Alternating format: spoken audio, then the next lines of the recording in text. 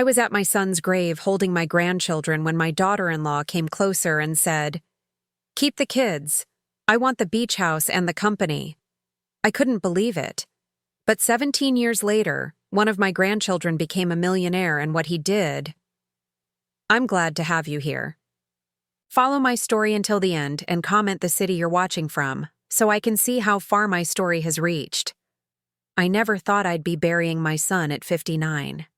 The autumn wind cut through my black dress as I stood at Michael's graveside, holding my 8-year-old grandsons close against me. David pressed into my left side, his small body trembling with tears he was trying so hard not to shed.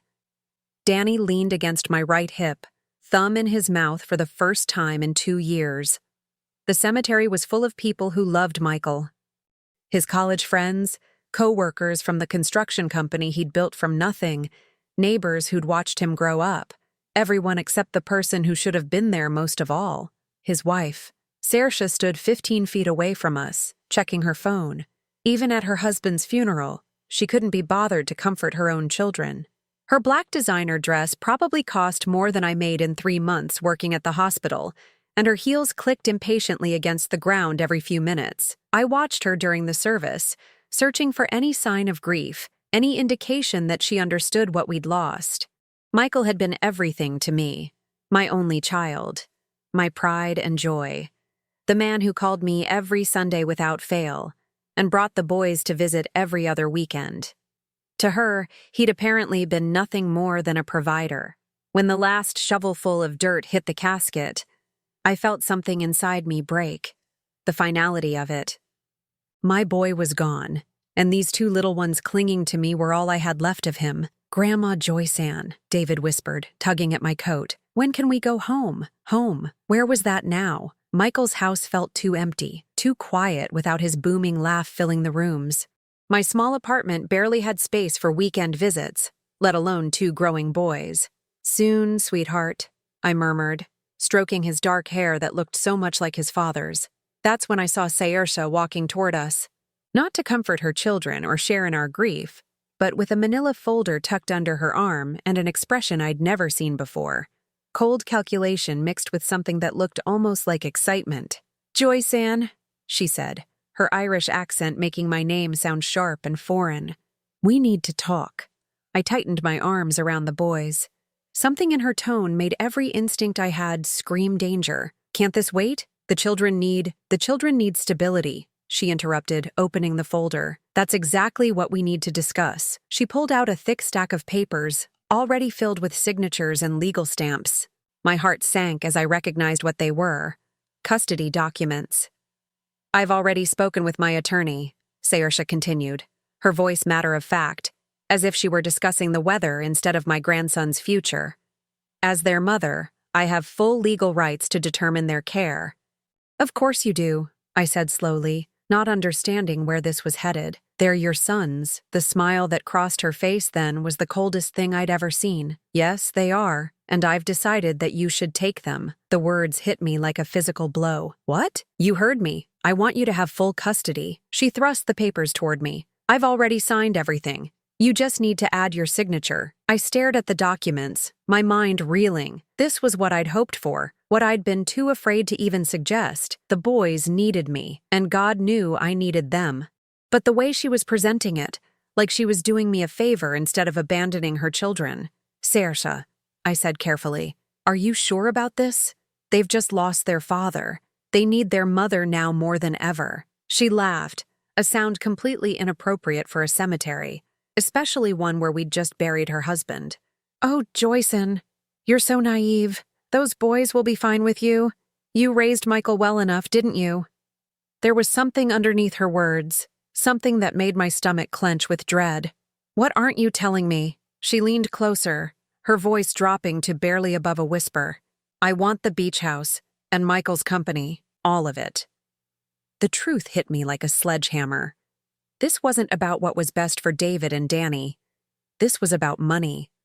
About inheritance laws and legal complications she wanted to avoid. "You can't be serious," I breathed. "I'm completely serious." She straightened up, her mask of false concern slipping entirely. "Michael left everything to me, of course. But having the boys complicates things. Trusts, college funds, legal responsibilities I don't want to deal with. This way is cleaner. I looked down at David and Danny, who were listening to every word with wide, confused eyes. They didn't understand the legal implications, but they could sense the coldness in their mother's voice, the way she was talking about them like burdens to be disposed of. "What about them?" I asked, my voice shaking with barely controlled anger. "What about what they need?" "They need you," she said simply. "You're the one who's always been there for them anyway. I'm just making it official." The casual cruelty of it took my breath away. She was right that I'd been there, for every scraped knee Michael couldn't handle, every school play he missed due to work, every time Saoirse decided the boys were too much trouble and dropped them off at my apartment for days at a time. But this felt different. This felt final. "And if I don't sign?" I asked, though I already knew the answer. Her smile returned, sharp as a blade. "Then I'll exercise my rights as their mother, put them in the best boarding school money can buy. Michael's money, of course. They'll get an excellent education, far better than anything you could provide on a nurse's salary." The threat was clear. Sign the papers and keep the boys close, or refuse and lose them entirely to some cold institution where they'd be nothing more than another source of income for her. I looked at the documents again, my hands shaking. At the bottom of the page, I could see the terms clearly laid out. Full custody to me, with Saoirse retaining no legal obligations or responsibilities, no child support, no visitation requirements, no financial contributions to their care. She was buying her freedom with my grandson's inheritance. "I need time to think about this," I said. "No, you don't." She pulled out a pen and held it out to me. "Sign now? Or I call my attorney and set up the boarding school interviews. Your choice." David's small hand slipped into mine, squeezing tight. When I looked down at him, I saw Michael's eyes staring back at me, confused, frightened, but trusting me to protect him when no one else would. I took the pen. As I signed my name on the custody papers, I felt like I was signing away more than just legal responsibility. I was signing up for late nights with homework I barely understood, grocery bills that would stretch my budget to breaking, and the impossible task of being both grandmother and mother to two traumatized little boys. But as Saoirse collected the papers with obvious satisfaction, tucking them back into her folder like a business transaction completed, I also felt something else, a fierce, protective love that made every sacrifice worth it. "There," she said, straightening her coat. "That wasn't so difficult, was it?" She turned to David and Danny then, kneeling down to their level for the first time all day. "Boys, you're going to live with Grandma Joyceann now. Won't that be fun?" Danny started crying again, reaching out for her. "Mommy, I want to come home with you." She patted his head absently like she was petting a dog. "Oh, sweetheart, Mommy has to travel for work now, but Grandma will take such good care of you." The lie came so easily I almost believed she'd convinced herself it was true, but I could see it in her eyes, the relief, the freedom she thought she'd just bought herself. As we walked toward the parking lot, Saoirse fell into step beside me. "You know, Joyceann, this really is for the best. You've always been better with children than I am." I didn't trust myself to respond.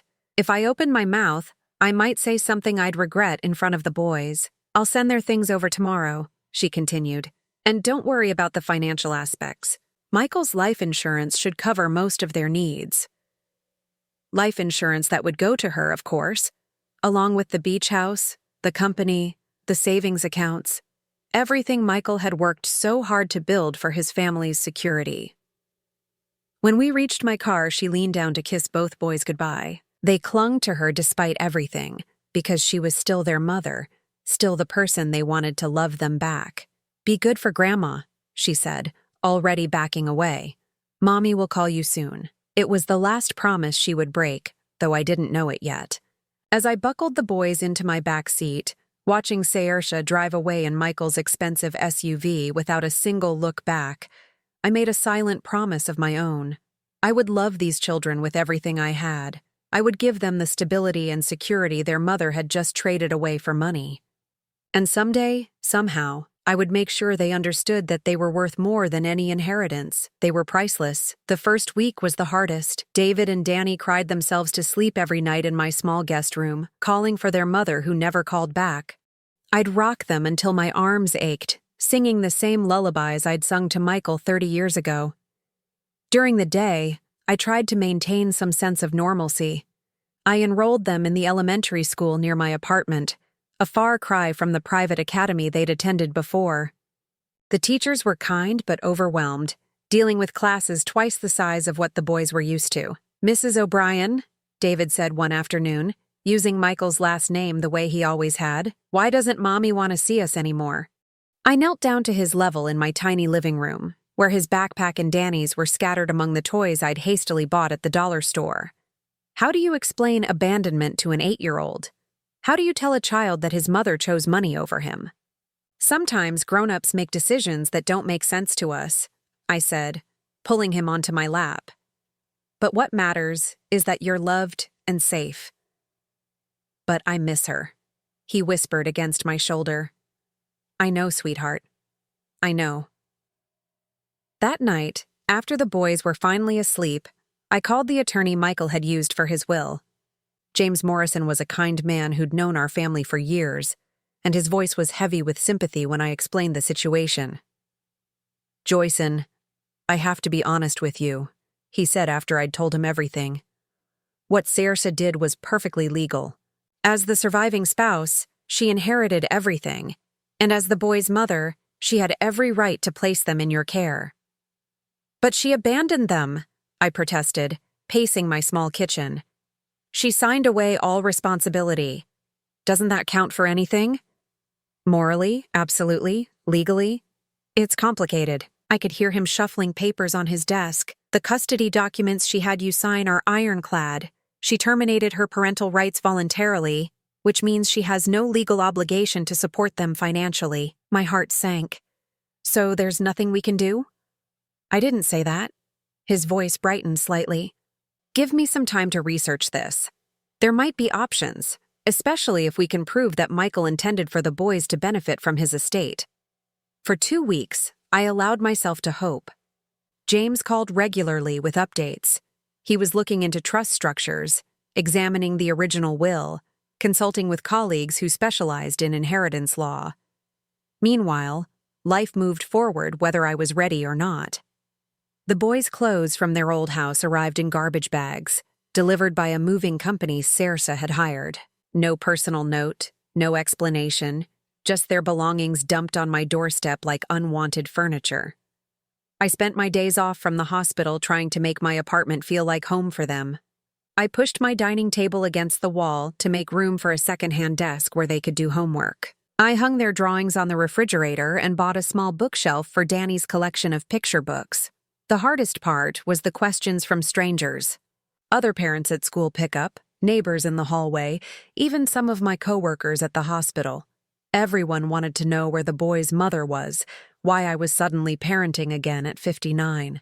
"Their mother is adjusting to widowhood," became my standard response. It was kinder than the truth, and saved the boys from having to hear their abandonment discussed by adults who didn't know them. 3 weeks after Michael's funeral, James called with news I'd been dreading. "I'm sorry, Joyceann.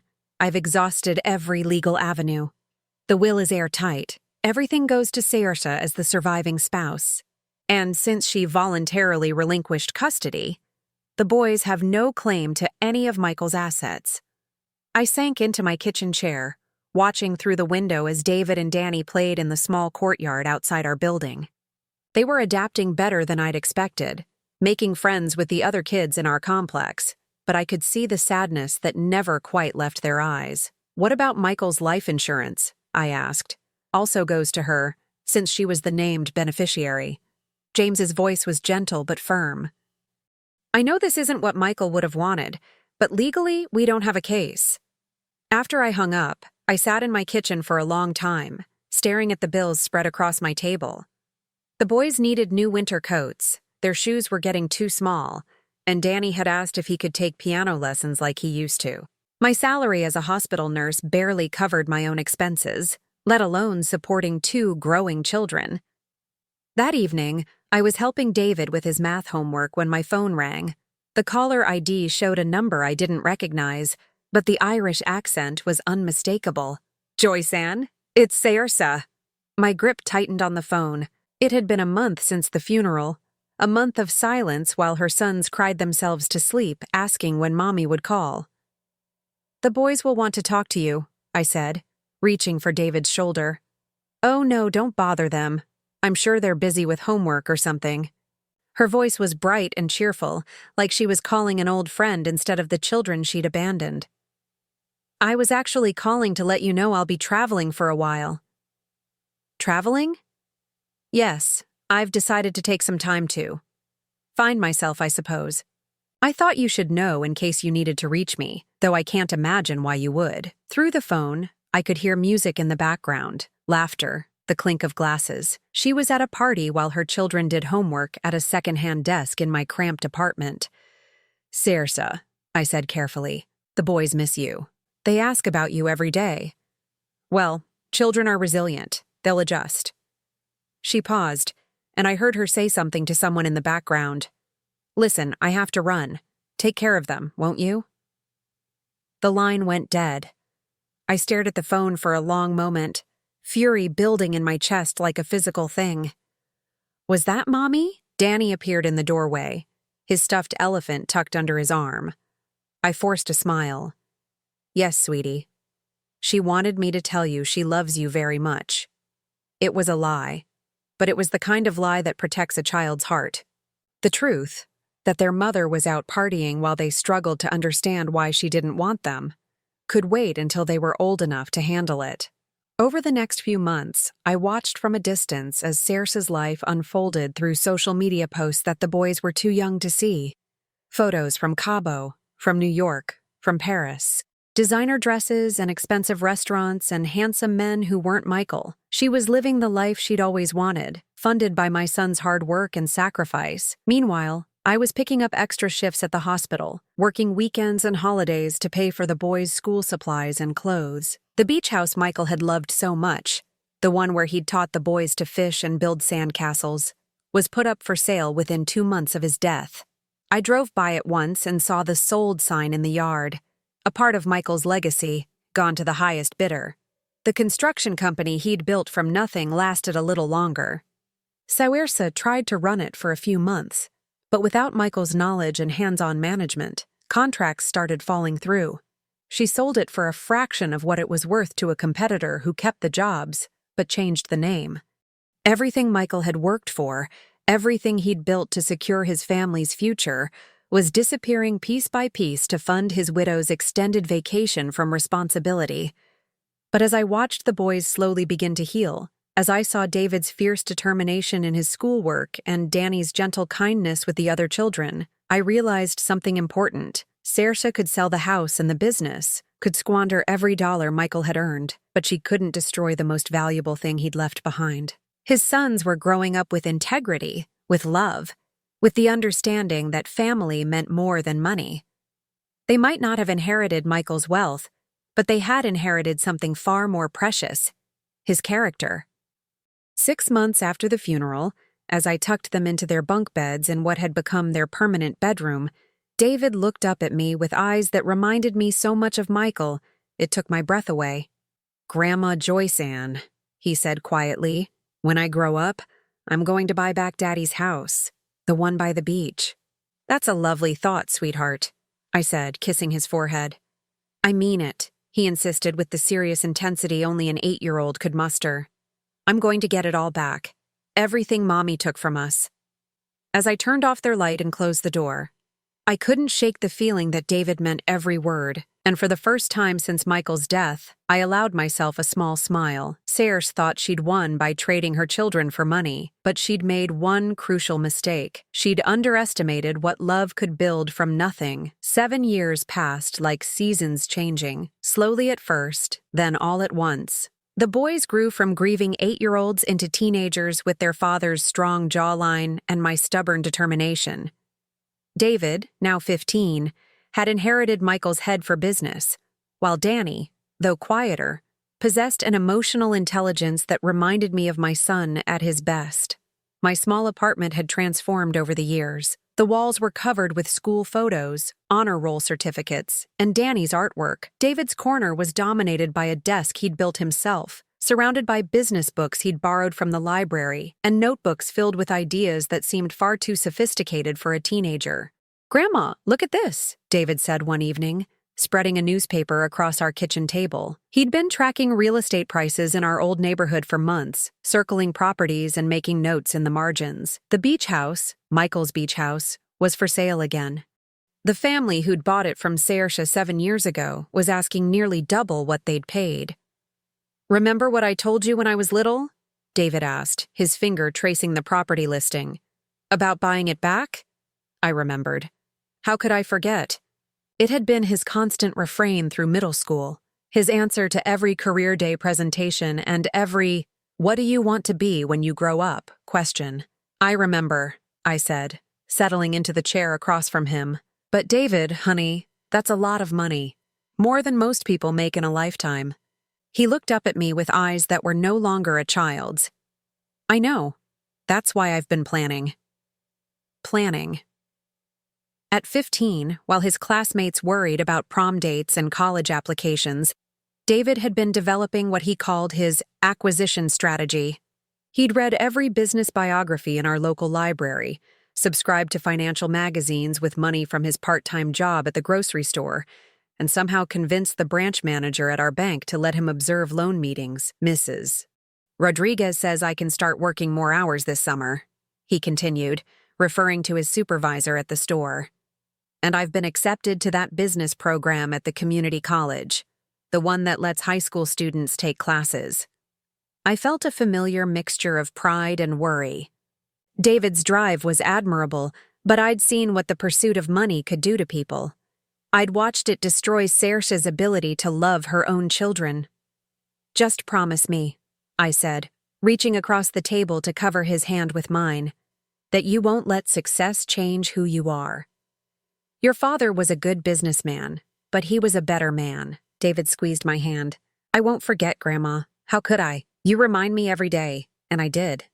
Every dinner conversation included stories about Michael, how he'd started his construction company with a pickup truck and a toolbox, how he'd never cheated a customer or shortchanged a worker, how he'd coached Little League on weekends even when he was exhausted from the work week. Danny listened to these stories too, though his dreams ran in different directions. At 13, he was already volunteering at the animal shelter and talking about becoming a veterinarian. Where David saw problems to solve with business solutions, Danny saw living creatures that needed care and protection. "Do you think Mom ever thinks about us?" Danny asked one night as I helped him with his biology homework. It had been over a year since he'd mentioned Saoirse, and the question caught me off guard. I looked at this boy who'd grown tall and lanky like his father, whose gentle nature had survived abandonment and loss. "I don't know, sweetheart, what made you think about her?" He shrugged, the way teenagers do when they're trying to seem casual about something important. "Sarah at school was complaining about her mom being too strict, and I just wondered if our mom ever wonders how we turned out." The honest answer was that I doubted it. Saoirse's social media presence, which I occasionally checked despite knowing it would only upset me, showed a woman living for the moment. Expensive vacations, designer clothes, and a rotating cast of wealthy men. No mention of the sons she'd left behind. "Some people," I said carefully, "show love differently than others. And sometimes people get so lost in their own problems that they can't see past them." It wasn't really an answer, but Danny nodded as if it made sense. He'd learned early to find comfort in possibility rather than certainty. The summer David turned 16, something changed in our routine. He'd wake before dawn, not for his job at the grocery store, but to spend hours on the computer at our local library before it opened to the public. The librarian, Mrs. Chen, had given him special permission after he'd explained that he was researching business opportunities. "What exactly are you working on?" I asked him one morning as he rushed through breakfast. "A business plan," he said around a mouthful of cereal. "Mrs. Chen says the library is getting new computers next month, and they're going to sell the old ones cheap. I want to buy them, refurbish them, and sell them to families who can't afford new ones." I paused in packing Danny's lunch. Where are you going to get the money to buy them? I've been saving everything from my job for 2 years, he said, grabbing his backpack. And I talked to Mr. Peterson at the bank about a small business loan. He says if I can show him a solid business plan, he'll consider it. After he left, I stood in my kitchen feeling a mixture of amazement and fear. David wasn't just talking about buying back his father's house anymore. He was building the foundation to make it happen. That fall, David's computer refurbishing business took off in ways none of us had expected.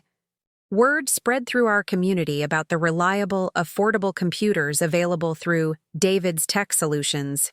Parents saving for their children's education, elderly residents wanting to stay connected with distant family, small business owners who couldn't afford retail prices, all became his customers. He operated out of our apartment's storage unit, with Danny helping after school to test equipment and organize inventory. I watched them work together, remembering how Michael and I had run his first construction jobs from our kitchen table. "Look at this," David said one evening, showing me a spreadsheet on his laptop. "If I keep growing at this rate and reinvest the profits, I should have enough for a down payment on the beach house by the time I'm 25. 25. He'd been planning this for 7 years, and he still had almost a decade to go. The patience and determination it required seemed impossible for someone his age. "That's wonderful, honey," I said, though part of me worried about the intensity of his focus. "But remember, there's more to life than business deals and property ownership." He looked up from his computer with a smile that reminded me so much of Michael it made my chest tight. "I know, Grandma.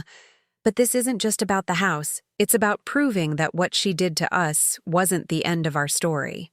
What she did to us." He rarely mentioned Saoirse by name anymore, but her abandonment had shaped him in ways I was only beginning to understand.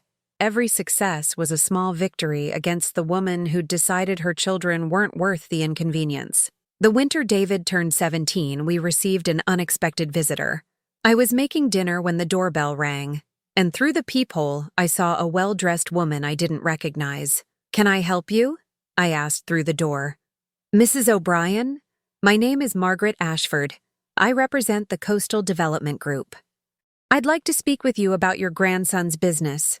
I opened the door, confusion and worry warring in my chest. "Which grandson?" "David. We've been tracking his success with remarkable interest." She was younger than me, probably in her 40s, with the kind of polished appearance that suggested expensive education and even more expensive clothes. When David came home from school 20 minutes later, he stopped short at seeing her at our kitchen table. "This is Ms. Ashford," I explained. "She says she knows about your business." David's expression immediately became guarded. "What kind of interest?" Margaret smiled, but it didn't reach her eyes. "The kind that could change your life, David. We'd like to make you an offer." For the next hour, she laid out a proposal that sounded almost too good to be true. Coastal Development Group wanted to buy David's business and hire him as a consultant while he finished high school. They'd pay him more money than I made in 5 years, provide funding for college, and give him experience with major real estate developments. "There's just one condition," Margaret said as she prepared to leave. "We'd need you to sign a non-compete agreement. You wouldn't be able to operate any similar business in this region for 10 years after your contract ends." After she left, David and I sat in silence for a long time. The offer was generous beyond anything we could have imagined, but something about it felt wrong. "She knew too much about us," David said finally. "About the beach house, about why I started the business. How did she know all that?" I'd been wondering the same thing. There were only a few people who knew David's full story, and most of them were sitting in this apartment. 2 days later, we got our answer. Danny came home from school with news that made my blood run cold. "Jimmy's mom works at the real estate office downtown," he said, dropping his backpack by the door. "She says that Irish lady has been asking questions about our family, about David's business, and whether we might be interested in selling." Irish lady. My heart sank as the pieces fell into place. Saoirse was back. The call came on a Tuesday morning, 8 years after Saoirse had walked away from us in that cemetery. I was getting ready for my shift at the hospital when my phone rang with a number I didn't recognize. "Joyceann, it's me." I knew that voice, even though it sounded different now. Older, less confident than I remembered. I sank into my kitchen chair, my uniform half-buttoned, my hands suddenly shaking. Saoirse. I know this must be a shock, she said, and I could hear traffic in the background, the sound of a city I didn't recognize. But I need to see the boys. It's been too long. Too long. As if 8 years of abandonment was just an unfortunate gap in her social calendar. Where are you? I asked, though I wasn't sure I wanted to know. I'm coming home. Back to town. There are some things I need to take care of. Home. She called it home like she had any right to the word, like she hadn't sold every piece of Michael's legacy and disappeared with the money. The boys are in school, I said, surprised by how steady my voice sounded. David's a senior now. Danny's a sophomore. They have lives, Saoirse, routines, friends. I'm their mother, Joyceann. Her voice hardened with that familiar edge I remembered. I have a right to see them. You gave up that right when you signed those papers. Silence stretched between us, filled with 8 years of birthday parties she'd missed, school plays she'd ignored, and nights I'd held her sons while they cried for a mother who'd chosen money over them. I've changed, she said finally. I know I made mistakes, but I'm ready to be part of their lives again. Mistakes. Like abandoning your children was equivalent to forgetting to return a library book. Why now? I asked. Another pause, longer this time. Does it matter? I want to make things right. But I could hear something underneath her words, a desperation that hadn't been there before, a tremor that suggested this wasn't entirely her choice. After I hung up, I sat in my kitchen staring at the photos covering my refrigerator, 8 years of memories she hadn't been part of. David's first business award, Danny's science fair trophy, both boys at their school's honor society induction. A life built from love and sacrifice while she'd been living off their inheritance. That evening, I told the boys about the call. David's reaction was immediate and cold. No. David, she's still your mother, I said gently. She stopped being our mother the day she chose money over us. He was 23 now, tall and broad-shouldered like Michael, with the same intense focus that had driven him to build his computer business into something remarkable. I don't want to see her. Danny, now 21, and in his 3rd year of veterinary studies, was quieter in his response, but no less firm. What does she want, Grandma? She says she wants to make things right. After 8 years? Danny shook his head. People don't just decide to be parents again after that long. Something must have happened. He was right, of course. Danny had always been perceptive about people's motivations, even as a child. And something in Saoirse's voice had suggested this wasn't just a sudden attack of maternal instinct. 3 days later, I found out what had really brought her back. David burst through our apartment door that afternoon with a newspaper in his hand, his face flushed with excitement and something darker, a satisfaction I'd rarely seen in him. Grandma, you need to see this. He spread the paper across our kitchen table, pointing to a small article in the business section. Coastal Development Group faces bankruptcy, following failed luxury resort project. I read the article twice before the full implications hit me. The company that had tried to buy David's business 2 years ago, the one connected to Saoirse's sudden interest in our family, had lost millions on a resort development that had fallen through due to environmental concerns. She invested in them, David said, his voice tight with certainty. That's why she wanted my business, why that woman came here with that offer. Saoirse needed money. The pieces fell into place with sickening clarity.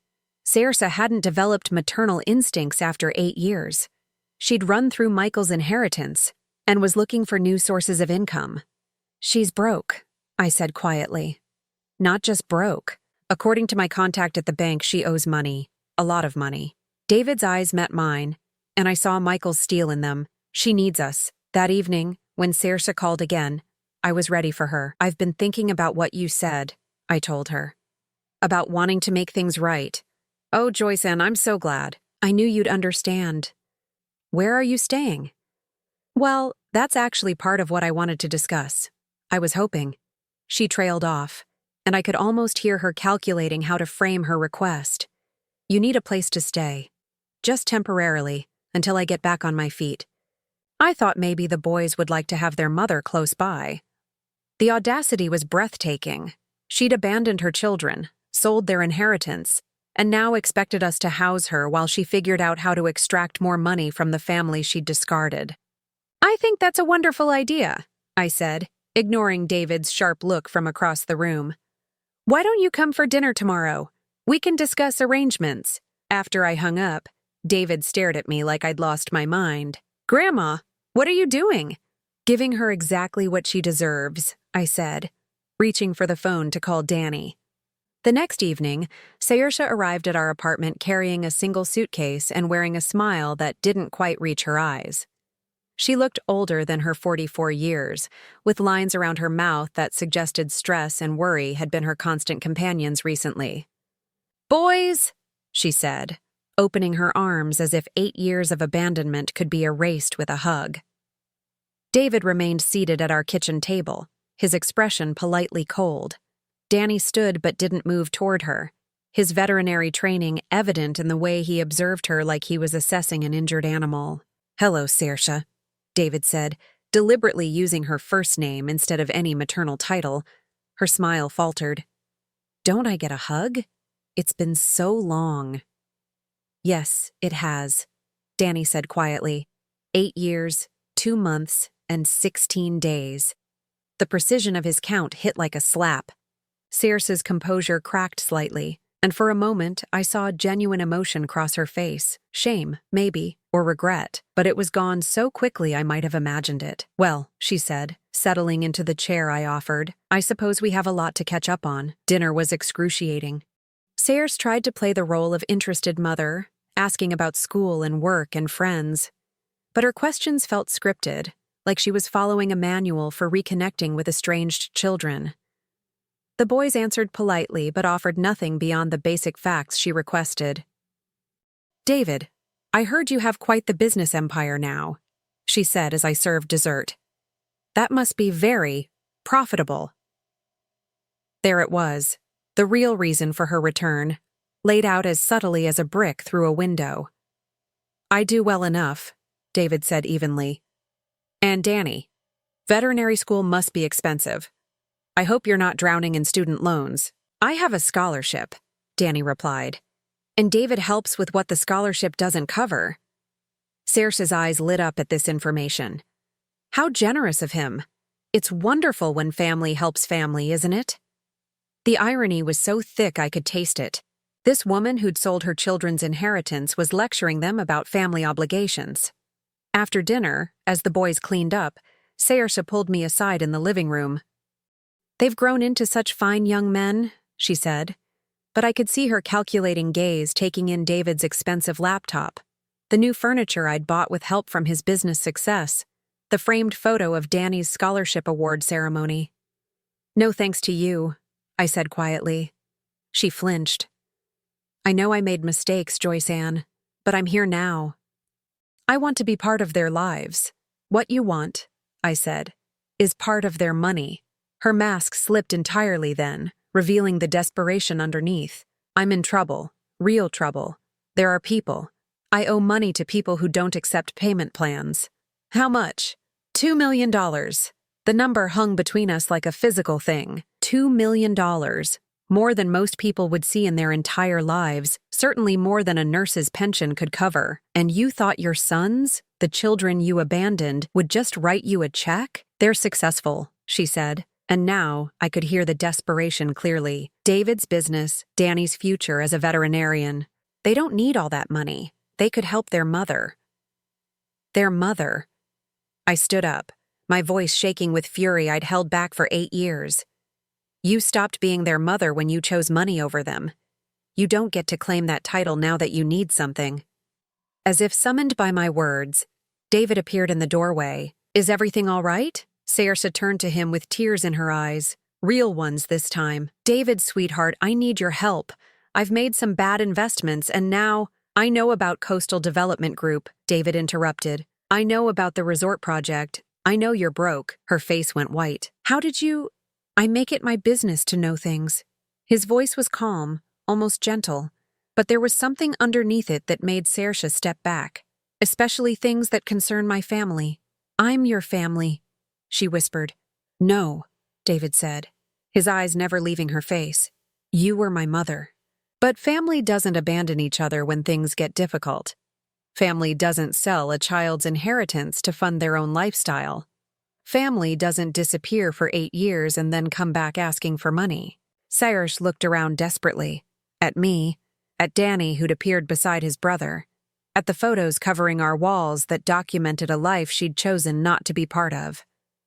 I'll pay you back, she said. Every penny. I just need help getting out of this mess. David reached into his jacket and pulled out a thick envelope. Actually, I have something for you. Hope flashed across Saoirse's face as she reached for it, but when she opened the envelope and saw the contents, the hope died instantly. Inside were copies of legal documents, property deeds, business incorporation papers, and at the very top, a photograph of a familiar house by the beach. I bought it back, David said simply. Dad's house. I bought it back last month. Saoirse stared at the photo, her hands trembling. How? I've been planning this for 15 years. Ever since the day you sold it. David's voice remained calm, but I could see the emotion in his eyes. I also bought back Dad's company. Well, what was left of it? It took me 3 years to track down all the assets and rebuild what you destroyed, but I did it. The papers fluttered to the floor as Saoirse's legs gave out. She sank into the nearest chair, staring at her son like she was seeing him for the first time. Everything you sold, David continued, everything you traded for 8 years of freedom from responsibility, I bought it all back, and now I'm giving it where it belonged from the beginning. He turned to me, his expression softening. Grandma Joyceann, you've sacrificed everything to raise us. The house is yours. The company is yours. Everything you should have inherited when Dad died, it's finally yours. I stared at him, unable to process what he was saying. David, I can't accept. You're not accepting anything, Danny said, moving to stand beside his brother. You're receiving what was always rightfully yours. What should have been yours from the day Dad died. Saoirse looked between us, her face cycling through shock, disbelief, and finally, a desperate anger. You can't do this. Those assets. Michael left them to me. I had every right to sell them. You did, David agreed. Just like we have every right to buy them back and give them to the person who actually deserved them. I'm broke, she said, her voice cracking. I have debts. People are going to come looking for money I don't have. That's not our problem, Danny said quietly. You made your choices 8 years ago. We've made ours now. For a moment, I saw the woman Saoirse might have been. Vulnerable, frightened, genuinely remorseful. But then her expression hardened into something I recognized from that day at the cemetery. Fine, she said, standing up abruptly. Keep your little revenge fantasy, but don't pretend this is about justice or family values. You're just as cold and calculating as you accuse me of being.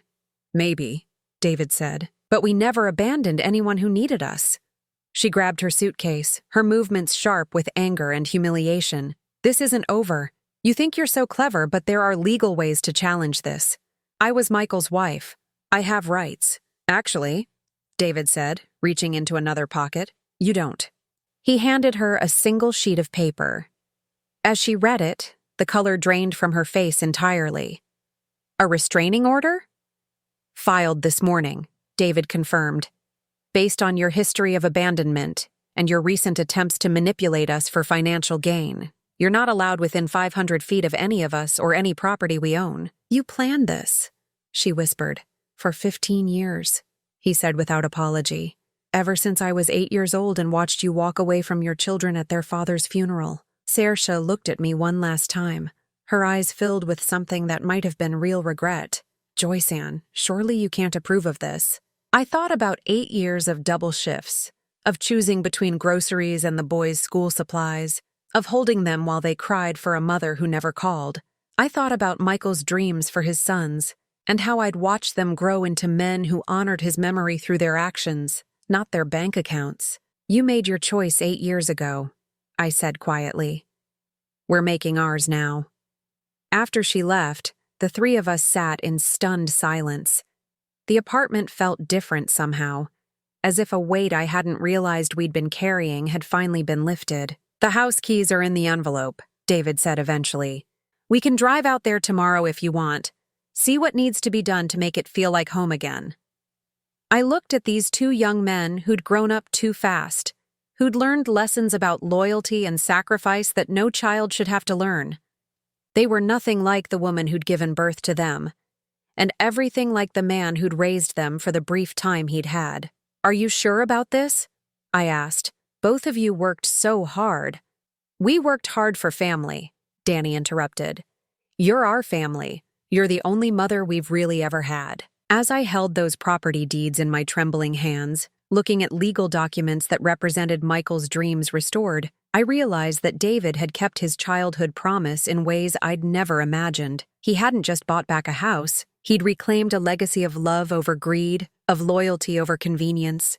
And for the first time since that terrible day at the cemetery, I felt like Michael could rest in peace. 6 months after Saoirse's humiliating departure, I was finally beginning to understand the full scope of what David had accomplished. The beach house, which I'd assumed would need extensive renovation after years of different owners, had been meticulously restored to exactly how Michael had left it. "You did all this?" I asked David, as we walked through rooms that looked frozen in time. The same navy blue curtains Michael had hung in the living room, the same fishing photographs on the walls, even the same worn leather chair where he used to read his Sunday paper. "I bought it back 3 years ago," David admitted, running his hand along the familiar wooden banister. "But I wanted to wait until the right moment to give it to you. I had contractors working on it gradually, using photos I found in Dad's old albums as reference. Every detail was perfect. Too perfect for coincidence. This hadn't been just about buying back property. It had been about preserving Michael's memory exactly as it should be." "The boys helped," David continued, nodding toward Danny, who was setting up the old fishing rods in their familiar corner. "We'd come out here on weekends while you were working, making sure everything was exactly right." I sank into Michael's chair, overwhelmed by the familiar smell of sea salt and the sound of waves that had provided the soundtrack to some of our happiest family moments. "How long have you been planning this?" "Since I was 8, David said simply. "But the real planning started when I was 15. That's when I realized it wasn't enough to just buy back what she sold. I needed to make sure she could never hurt us again." He pulled out a tablet and showed me a timeline that took my breath away. 15 years of meticulous planning, tracking Saoirse's movements, her investments, her debts. He'd known about the Coastal Development Group investment before she'd made it. He'd predicted her financial troubles months before they became desperate. "David," I said slowly, "what exactly did you do?" His expression was calm, but I could see Michael's determination in his eyes. "I made sure she faced consequences for her choices." Over the next hour, he explained how he'd quietly bought shares in companies Saoirse invested in, how he'd influenced business decisions that led to her losses, how he'd carefully orchestrated the circumstances that brought her back to us desperate and broke. "The restraining order was just the beginning," he continued. "I've also filed reports with the IRS about her unreported income from Dad's estate. Turns out she never properly declared the proceeds from selling his company." I stared at my grandson, this young man who'd grown from a grieving 8-year-old into someone capable of such calculated justice. "Isn't that illegal? No. Unethical?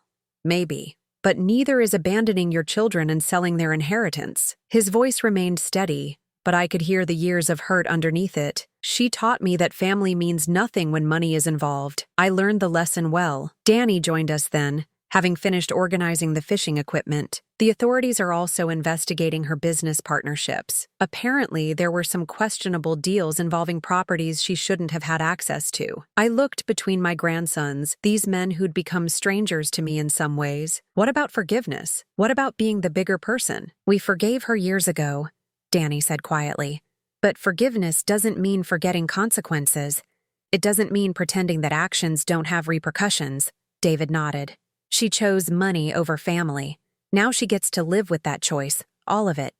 That evening, as we sat on the beach house deck watching the sunset, I tried to reconcile the gentle boys I'd raised with the strategic minds that had orchestrated Circe's downfall. They weren't cruel. Everything they'd done was legal, calculated, and ultimately just. But the precision of it was unsettling. "Do you ever worry," I asked, "about becoming too much like her? Too focused on money and revenge?" David was quiet for a long moment, staring out at the waves. "Every day," he admitted. "That's why I needed to give this all to you.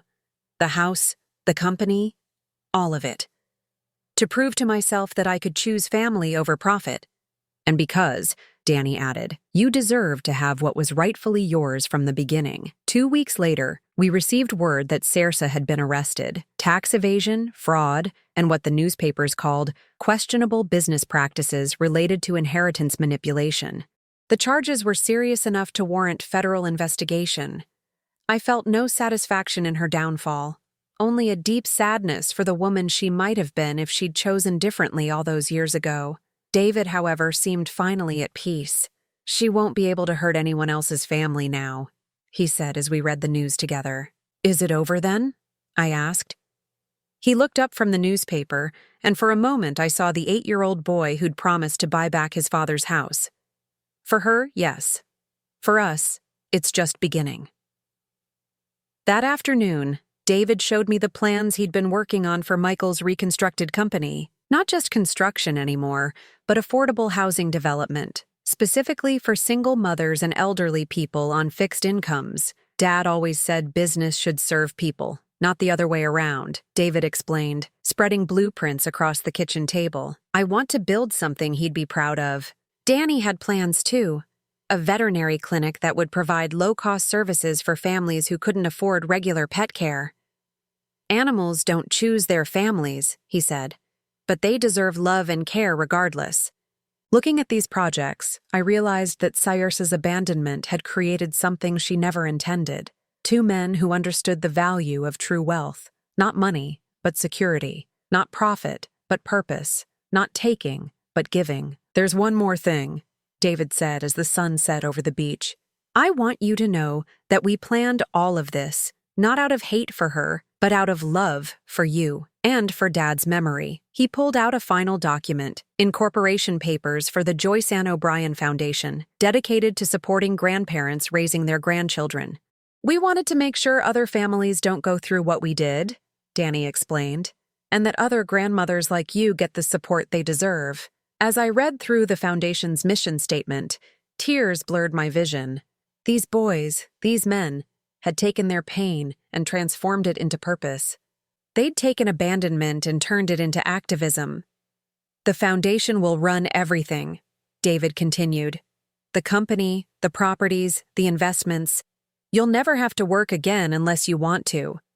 But more importantly, you'll be helping other families stay together when the world tries to tear them apart." That night, alone in Michael's house for the first time in 15 years, I walked through rooms filled with memories and possibilities. The boys had gone back to their own apartments, giving me space to process everything that had happened. In the master bedroom, I found something that made me sink to my knees in gratitude and grief. On the dresser, in the exact spot where Michael used to keep his wallet and keys, was a framed photo I'd never seen before. It showed me and the boys at David's high school graduation, all of us beaming with pride and love.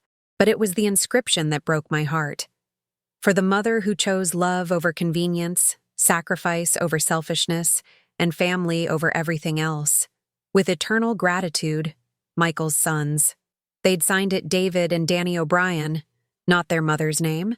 Not even their father's name technically, since I'd never legally adopted them. My name.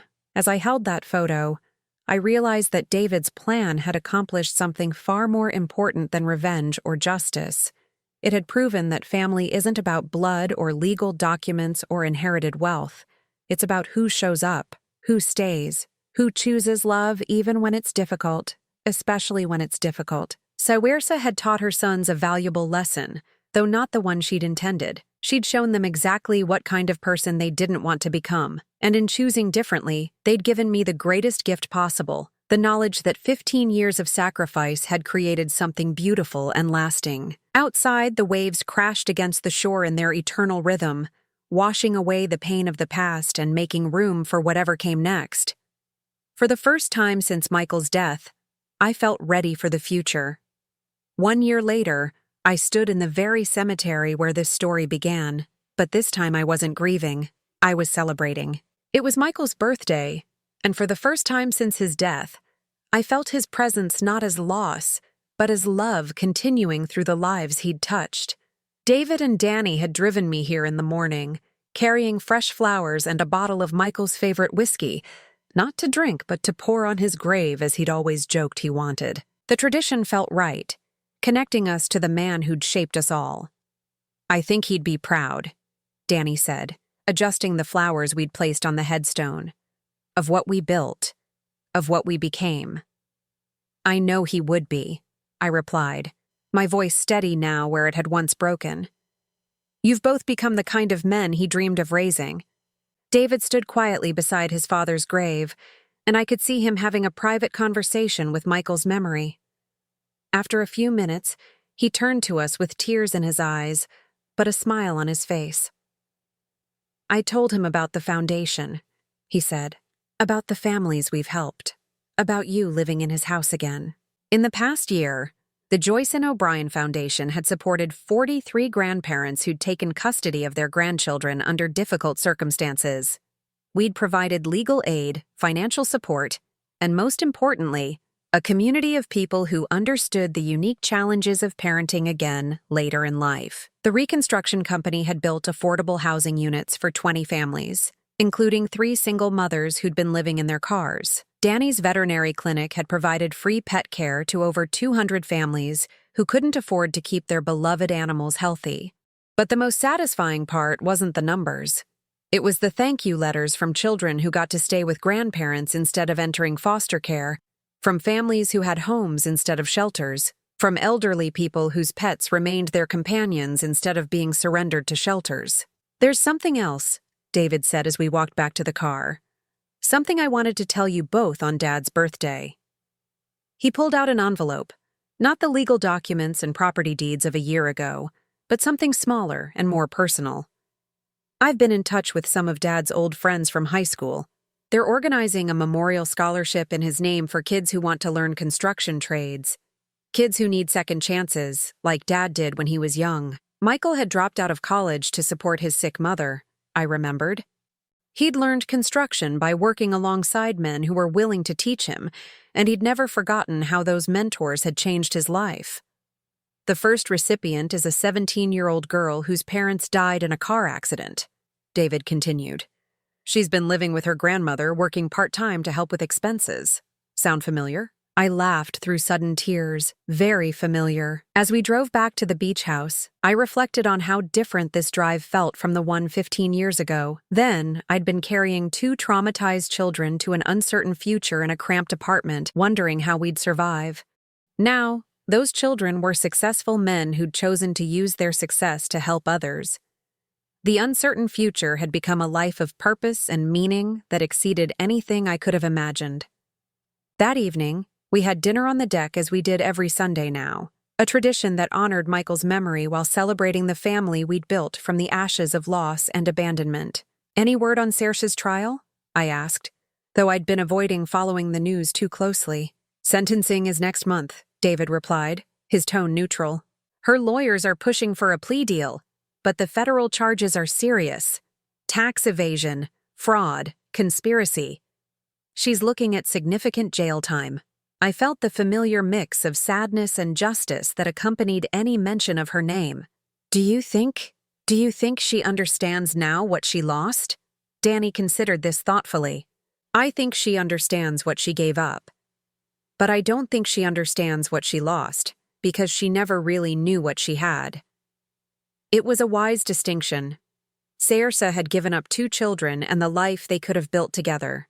But she'd never understood the love, loyalty, and joy that made those relationships valuable in the first place. "I used to hate her," David admitted, staring out at the waves. "For years that hatred drove me. It motivated every business decision, every strategic move. But sitting here now, in Dad's house, with the family that actually matters, I realize hatred was just weighing me down. "What do you feel now?" I asked. He was quiet for a long moment. Pity, mostly. She had everything that mattered and traded it for things that didn't. She'll spend the rest of her life knowing she made that choice. 2 weeks later, we received a letter that none of us had expected. It came through David's attorney, from Saoirse's lawyer, and it was brief but surprising. She wanted to write to us, not to ask for money or help, but to apologize. "It's probably just a legal strategy," David said, reading the request. "Something her lawyer thinks will help with sentencing." "Maybe," Danny agreed, "but maybe not. Maybe facing consequences has finally taught her something." I looked at both of them, these men who'd grown from abandoned children into leaders who chose forgiveness over bitterness. "What do you think we should do?" "I think," David said slowly, "that we should let her write her letter, and then we'll decide if we want to read it." The letter arrived a week later, written in Saoirse's careful handwriting on prison stationery. David opened it first, read it silently, then passed it to Danny without comment. After Danny finished reading, they both looked at me. "It's genuine," Danny said quietly. "She doesn't ask for anything. She just apologizes. Really apologizes." I took the letter with trembling hands and read words I'd never expected to see from the woman who'd walked away from us 15 years ago. She wrote about the years of therapy in prison, about finally understanding the magnitude of what she'd done. She wrote about the dreams where she saw David and Danny as children, calling for a mother who never answered. She wrote about the realization that money meant nothing when you had no one to share it with. Most surprisingly, she wrote about me. "Joyceann gave my children the love I was too selfish and scared to give," she'd written. "She became the mother I should have been. I know I have no right to ask for forgiveness, but I want you all to know that I finally understand what I threw away. And I'm grateful, truly grateful, that my boys had someone who loved them the way they deserved to be loved." The letter ended with a simple sentence that made me cry. "Please tell them their mother finally learned what love actually means. It's too late for me to show them, but it's not too late for me to acknowledge the truth." We sat in silence for a long time after I finished reading. Outside, the waves continued their eternal rhythm, indifferent to human pain and redemption alike. "Do you believe her?" David asked finally. "I think it doesn't matter," I replied. "Whether she means it or not, she's right about one thing. It's too late for her to be the mother you needed, but it's not too late for her to face the truth about her choices." Danny nodded. "And it's not too late for us to choose forgiveness, even if we can't choose reconciliation." That night, I wrote my own letter, not to Saoirse but to Michael. I told him about the men his sons had become, about the lives they'd touched, about the legacy of love that continued through their actions. I told him that his death hadn't been meaningless, that from the worst moment of our lives had grown something beautiful and lasting. The family he'd dreamed of, built on loyalty, sacrifice, and unconditional love, had survived everything that tried to destroy it. As I sealed that letter and placed it in the box with all the others I'd written to him over the years, I realized that David's childhood promise had been fulfilled in ways none of us could have imagined. He hadn't just bought back a house.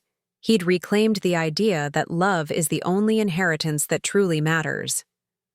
5 years later, as I watched David teach his own son to fish from the same pier where Michael had taught him, I knew that the cycle of love would continue. Saoirse's attempt to destroy our family had ultimately made it stronger, more intentional, more grateful for what we had. The house she'd sold for money had become a foundation for helping others. The children she'd abandoned had grown into men who chose family over profit, love over convenience, forgiveness over hatred, and I, the grandmother who'd never expected to raise children again, had been given the privilege of watching 2 boys become men of integrity and purpose. In the end, justice wasn't about revenge or punishment. It was about love persisting despite betrayal, about family bonds that couldn't be broken by greed or selfishness, about the truth that some inheritances can't be bought or sold. As the sun set over the beach that had witnessed so much joy and sorrow, I felt Michael's presence again, not as loss, but as legacy. His love lived on in his sons, in the families they'd helped, in the community they'd built.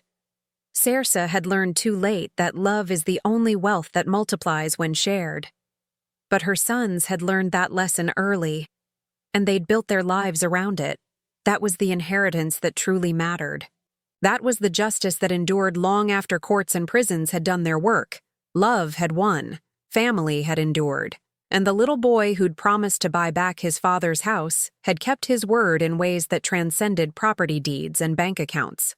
He'd bought back his father's dream of a family built on love, loyalty, and the unshakable belief that some bonds can survive anything. Now I'm curious about you who listened to my story. What would you do if you were in my place? Have you ever been through something similar? Comment below. And meanwhile, I'm leaving on the final screen 2 other stories that are channel favorites, and they will definitely surprise you. Thank you for watching until here.